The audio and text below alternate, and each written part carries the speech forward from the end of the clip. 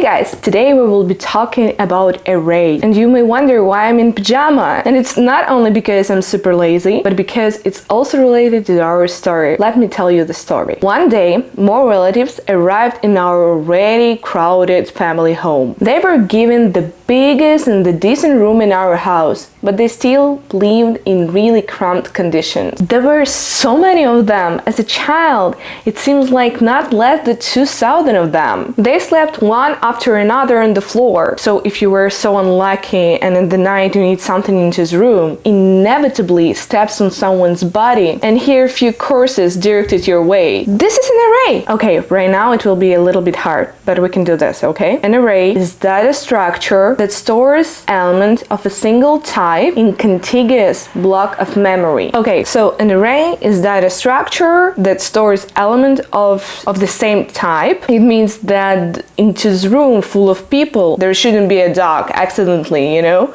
So only people can lie down one after another. And continuous block of memory just means that just right after another. So when you will come to this room, you will see Aunt Anna, after Aunt Sophia, after Uncle Ben, and so on. Access to our elements done through indexes. An index can sound as a little complicated term, but it simply means position of the element in an array starting from 0. Our array, we can have 4 elements, but as we're starting from 0, our first element index will be 0.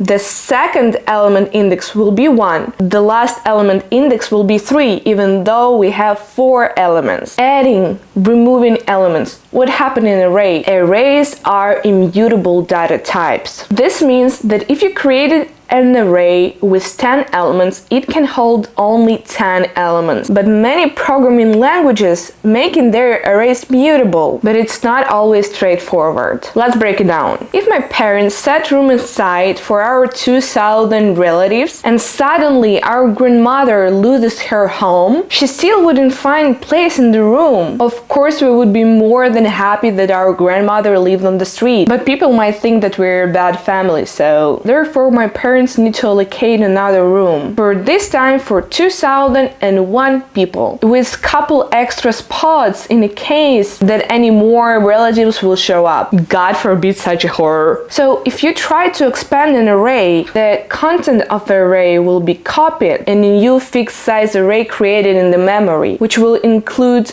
data from the older array, plus some additional spots for new elements. This is quite an expensive operation, and you probably don't want to do this frequently. But accessing elements in arrays is very fast. Imagine, I enter the room at the night and urgently I need to speak with a relative. Perhaps they didn't flush toilet after themselves. Unlike a linked list where I should traverse each element to find my relative, in array everyone is lying in order. This means that I know that my relatives are arranged sequentially. So I can simply use the toilet brush to poke the 5th person, which is an index, to wake up the right relative. Arrays are great if you need quick access to your elements, but they're not really good if you need frequently change the size of your data structure. Do what the story about array, and I will see you in the further videos.